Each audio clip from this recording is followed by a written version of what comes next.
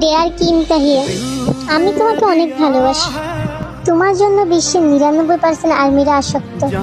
এমনকি অধিকাংশ আর্মি তোমাকে আইডল হিসেবে ভালো না বেশে সত্যিকারে ভালোবেসে ফেলেছে, যাদের মধ্যে আমি অভাগিনী একজন।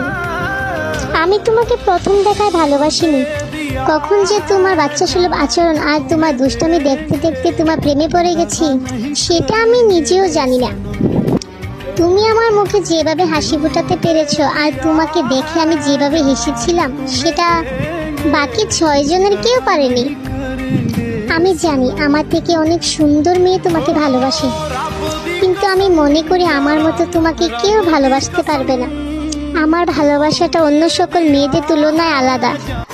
আমি সব সময় আল্লাহর কাছে দোয়া করি যাতে আল্লাহ তোমাকে মুসলিম হওয়া তৌফিক দান করে, হারাম কাজে নয় হালাল কাজে টাকা উপার্জন করার তৌফিক দান করে।